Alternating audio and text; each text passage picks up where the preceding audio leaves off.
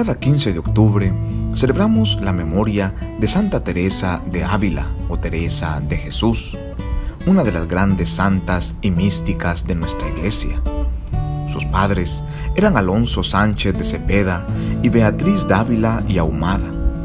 La santa habla de ellos con gran cariño. Alonso Sánchez tuvo 3 hijos de su primer matrimonio y Beatriz de Ahumada le dio otros 9.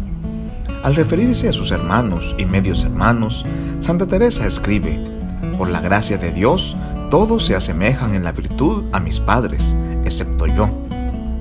Teresa nació en la ciudad castellana de Ávila el 28 de marzo de 1515. A los 7 años tenía ya gran predilección por la lectura de la vida de los santos. Su hermano Rodrigo era casi de su misma edad, de suerte que acostumbraban jugar juntos. Los 2 niños eran muy impresionados por el pensamiento de la eternidad, admiraban las victorias de los santos al conquistar la gloria eterna y repetían incansablemente: «Gozarán de Dios para siempre, para siempre, para siempre». Teresa y su hermano consideraban que los mártires habían comprado la gloria a un precio muy bajo y resolvieron partir al país de los moros con la esperanza de morir por la fe. Así pues, partieron de su casa a escondidas, rogando a Dios que le permitiese dar la vida por Cristo. Pero en Adaja se toparon con uno de sus tíos, quien los devolvió a los brazos de su afligida madre. Cuando ésta los reprendió, Rodrigo echó la culpa a su hermana Teresa. En vista del fracaso de sus proyectos, Teresa y Rodrigo decidieron vivir como ermitaños en su propia casa y empezaron a construir una celda en el jardín, aunque nunca llegaron a terminarla. Teresa amaba desde entonces la soledad. En su habitación tenía un cuadro que representaba al Salvador que hablaba con la samaritana y solía repetir frente a esa imagen: «Señor, dame de beber para que no vuelva a tener sed». La madre de Teresa murió cuando ésta tenía apenas 14 años. En cuanto empezó a caer en la cuenta del dolor sufrido, ella tomó por madre a Nuestra Señora, a quien le rogó con muchas lágrimas que le tomase por hija suya. Por aquella época, Teresa y Rodrigo empezaron a leer novelas de caballería y aún trataron de escribir una. La santa confiesa en su autobiografía que esos libros no dejaron de enfriar sus buenos deseos y le hicieron caer incesantemente en otras faltas. Las novelas de caballería le gustaban mucho, tanto que no estaba ella contenta cuando no tenía una entre sus manos. Al leerlas, poco a poco se fue interesando por la moda, por el gusto de vestirse bien, preocupándose mucho del cuidado de sus manos, de usar perfumes, de emplear toda clase de vanidades que el mundo le aconsejaba a las personas de alta condición. Ese cambio que empezó a operar en Teresa no dejó de preocupar a su padre, quien la envió a los 15 años de edad a educarse en el convento de las Agustinas de Ávila, en el que solían estudiar las jóvenes de su clase. 1 año y medio más tarde, Teresa cayó enferma y su padre la llevó de nuevo a casa. La joven empezó a reflexionar seriamente sobre la vida religiosa que le atraía y le repugnaba a la vez. La obra que le permitió llegar a una decisión fue la colección de cartas de San Jerónimo, cuyo fervoroso realismo encontró eco en el alma de Teresa. La joven dijo a su padre que quería hacerse religiosa, pero éste le respondió que tendría que esperar a que él muriese para ingresar en el convento. La santa, temiendo flaquear en su propósito, se fue a ocultas a visitar a una amiga suya íntima, Juana Suárez, que era religiosa en el convento carmelita de la Encarnación. La santa fue decidida a quedarse ahí. Tenía entonces 20 años. Su padre, al verla tan resuelta, cesó de oponerse a su vocación. 1 año más tarde, Teresa hizo la profesión. Poco después se agravó un mal que había comenzado a molestarla desde antes de profesar, y su padre la sacó del convento. La hermana Juana Suárez fue a hacer compañía a Teresa, quien se puso en manos de los médicos. Desgraciadamente, el tratamiento no hizo sino empeorar la enfermedad. Finalmente, al cabo de 3 años, Teresa recobró la salud. Su prudencia, amabilidad y caridad, a las que añadía un gran encanto personal, le ganaron la estima de todos los que la rodeaban. Según la reprobable costumbre de los conventos españoles de la época, las religiosas podían recibir a cuantos visitantes quisieran, y Teresa pasaba gran parte de su tiempo charlando en el recibidor del convento. Eso la llevó a descuidar la oración mental, y en su interior ella decía para tranquilizarse que no había ningún peligro de pecado en hacer lo mismo que otras tantas religiosas mejores que ella hacían, y justificaba su descuido de la oración mental diciéndose que sus enfermedades le impedían meditar. Sin embargo, añade la santa, el pretexto de mi debilidad corporal no era suficiente para justificar el abandono de un bien tan grande, en el que el amor y la costumbre son más importantes que las fuerzas. Poco después de la muerte de su padre, el confesor de Teresa le hizo ver el peligro en que se hallaba su alma y le aconsejó que volviese a la práctica de la oración. La santa no la abandonó jamás desde entonces. Sin embargo, no se decidía aún a entregarse totalmente a Dios ni a renunciar del todo a las horas que pasaba en el recibidor y al intercambio de regalitos. Es curioso notar que en todos esos años de indecisión en el servicio de Dios, Santa Teresa no se cansaba jamás de oír sermones, por malos que fuesen, pero el tiempo que empleaba en la oración se le iba en desear que los minutos pasasen pronto y que la campana anunciase el fin de la meditación, en vez de reflexionar en las cosas santas.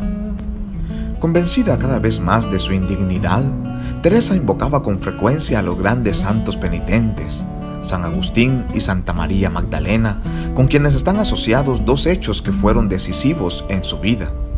El primero fue la lectura de las confesiones de San Agustín.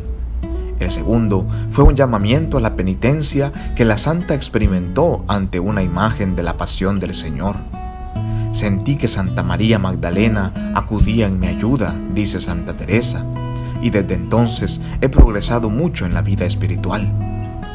A la santa le atraían más los Cristos ensangrentados y manifestando profunda agonía. En una ocasión, al detenerse ante un crucifijo muy sangrante, le preguntó: «Señor, ¿quién te puso así?». Y le pareció que una voz le decía: «Tus charlas en la sala de visitas, esas fueron las que me pusieron así, Teresa». Ella se echó a llorar y quedó terriblemente impresionada, pero desde ese día ya no volvió a perder el tiempo en charlas inútiles y en amistades que no le llevaran hacia la santidad. Una vez que Teresa se retiró de las conversaciones del recibidor y de otras ocasiones de disipación y de faltas, Dios empezó a favorecerla frecuentemente con la oración de quietud y de unión.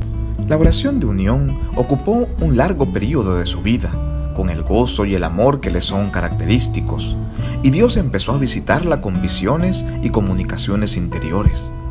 Ello la inquietó, porque había oído hablar con frecuencia de ciertas mujeres a las que el demonio había engañado miserablemente con visiones imaginarias. Aunque estaba persuadida de que sus visiones procedían de Dios, su perplejidad la llevó a consultar el asunto con varias personas. Desgraciadamente, no todas esas personas guardaron el secreto al que estaban obligadas, y la noticia de las visiones de Teresa empezó a divulgarse para gran confusión suya. Una de las personas a las que la santa consultó fue Francisco Salcedo, un hombre casado que era un modelo de virtud. Este la presentó al padre Daza, doctor tenido muy virtuoso, quien dictaminó que Teresa era víctima de los engaños del demonio, ya que era imposible que Dios concediese favores tan extraordinarios a una religiosa tan imperfecta como ella pretendía ser. Teresa quedó alarmada e insatisfecha. Francisco de Salcedo, a quien la propia santa afirma que debía su salvación, la animó en sus momentos de desarrollo y le aconsejó que acudiese a uno de los padres de la recién fundada Compañía de Jesús. La santa fue a hacer una confesión general con este jesuita, a quien expuso su manera de orar y los favores que había recibido. El jesuita le aseguró que se trataba de la gracia de Dios, pero la exhortó a no descuidar el verdadero fundamento de la vida interior. En la época en la que el padre Álvarez fuese su confesor, Teresa sufrió grandes persecuciones que duraron 3 años. Además, durante 2 años atravesó por un período de intensa desolación espiritual, aliviado por momentos de luz y consuelo extraordinarios. La santa quería que los favores que Dios le concedía permaneciesen secretos, pero las personas que la rodeaban estaban perfectamente al tanto y en más de una ocasión la acusaban de hipocresía y presunción. En 1557, San Pedro de Alcántara pasó por Ávila y naturalmente fue a visitar a la famosa Carmelita. El santo declaró que le parecía evidente que el Espíritu de Dios guiaba a Teresa, pero predijo que las persecuciones y sufrimientos seguirían lloviendo sobre ella. Las pruebas que Dios le enviaba purificaron el alma de la santa, y los favores extraordinarios le enseñaron a ser humilde y fuerte, la despegaron de las cosas del mundo y la encendieron en el deseo de poseer a Dios. En algunos de sus éxtasis, de los que nos dejó la santa una descripción detallada, se elevaba hasta 1 metro.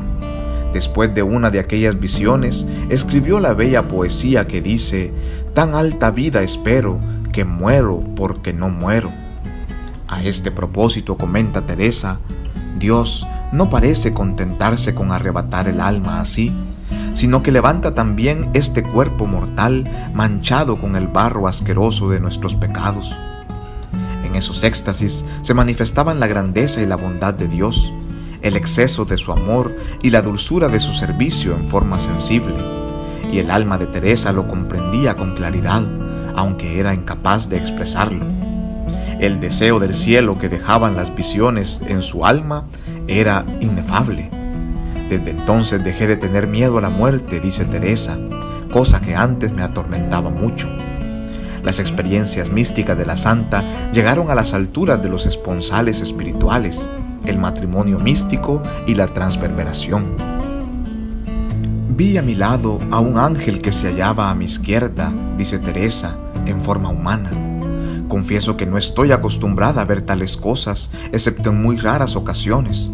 Aunque con frecuencia me acontece ver a los ángeles, se trata de visiones intelectuales como las que he referido más arriba. El ángel era de corta estatura y muy hermoso. Su rostro estaba encendido como si fuese uno de los ángeles más altos, que son todo fuego. Debía ser uno de los que llamamos querubines. Llevaba en la mano una larga espada de oro, cuya punta parecía un ascua encendida. Me parecía que por momentos hundía la espada en mi corazón y me traspasaba las entrañas. Y cuando sacaba la espada, me parecía que las entrañas se me escapaban con ella y me sentía arder en el más grande amor de Dios. El dolor era tan intenso que me hacía gemir, pero al mismo tiempo la dulcedumbre de aquella pena excesiva era tan extraordinaria que no hubiese yo querido verme libre de ella. Convencida de que la forma de vida que sus hermanas carmelitas estaban llevando no era de bien para sus almas, Teresa se decidió a fundar un convento mucho más reducido, en el cual ya no viviesen 140 religiosas como donde ella habitaba en la Encarnación, sino donde viviesen un número mucho más pequeño. Santa Teresa comentará más tarde que la experiencia le había enseñado lo que era una casa llena de mujeres y que Dios le guarde de ese mal. Un día su sobrina, que era también religiosa del convento de la Encarnación de Ávila, le sugirió la idea de fundar una comunidad reducida. La santa consideró como una especie de revelación del cielo, no como una idea ordinaria. Teresa, que llevaba ya 25 años en el convento, resolvió poner en práctica la idea y fundar un convento reformado. Doña Guiomar de Ulloa, que era una viuda muy rica, le ofreció ayuda generosa para la empresa. San Pedro de Alcántara, San Luis Beltrán y el obispo de Ávila aprobaron el proyecto, y el padre Gregorio Fernández, provincial de los Carmelitas, autorizó a Teresa a ponerlo en práctica. Sin embargo, el revuelo que provocó la ejecución del proyecto hizo que el provincial retirase su permiso, y Santa Teresa fue objeto de las críticas de sus propias hermanas, de los nobles, de los magistrados y de todo el pueblo. A pesar de eso, el padre Ibáñez, un dominico, alentó a la santa a proseguir la empresa con la ayuda de doña Guiomar. Doña Juana de Ahumada, que era su hermana, y su esposo, le colaboraron en la construcción del convento de Ávila en 1561, pero haciendo creer a todos que se trataba de una casa en la que pensaban habitar. En el curso de la construcción, una pared del futuro convento se derrumbó y cubrió bajo los escombros al pequeño Gonzalo, hijo de doña Juana, que se hallaba ahí jugando. Teresa tomó en brazos al niño, que no daba ya señales de vida, y se puso en oración. Algunos minutos más tarde, el niño estaba perfectamente sano, según consta en el proceso de su canonización. En lo sucesivo, Gonzalo solía repetir a su tía que estaba obligada a pedir por su salvación, puesto que a sus oraciones debía el verse privado del cielo. La fundación de un nuevo convento no fue bien vista en Ávila, porque las gentes desconfiaban de las novedades y temían que un convento sin fondos suficientes se convirtiese en una carga demasiado pesada para la ciudad. El alcalde y los magistrados hubiesen acabado por mandar demoler el convento si no los hubiese disuadido de ello el dominico Báñez. Por su parte, Santa Teresa no perdió la paz en medio de las persecuciones, incluso de la Madre Superiora y del provincial de los Carmelitas. Ella temía fuese ser encarcelada. Sin embargo, siguió encomendando a Dios el asunto y el Señor se le apareció y la reconfortó. Entretanto, Francisco de Salcedo y otros partidarios de la fundación enviaron a la corte a un sacerdote para que defendiese la causa delante del rey, y los dos dominicos, Báñez e Ibáñez, calmaron al obispo y al provincial. Poco a poco fue desvaneciéndose la tempestad y 4 meses más tarde el padre Salazar dio permiso a Santa Teresa de volver al convento de San José con otras 4 religiosas de la Encarnación. La santa estableció la más estricta clausura y el silencio casi perpetuo. En el convento carecía de rentas y reinaba en él la mayor pobreza. Las religiosas vestían toscos hábitos, usaban sandalias en vez de zapatos, y estaban obligadas a la perpetua abstinencia de la carne. Santa Teresa no admitió al principio más que a 13 religiosas, pero más tarde en los conventos que no vivían solo de limosnas, sino que poseían rentas, aceptó que hubiese hasta 21.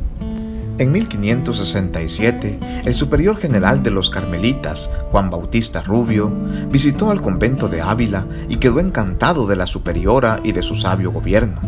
Concedió a Santa Teresa plenos poderes para fundar otros conventos del mismo tipo, a pesar de que el de San José había sido fundado sin que él lo supiese, y aún la autorizó a fundar 2 conventos de frailes reformados, en Castilla.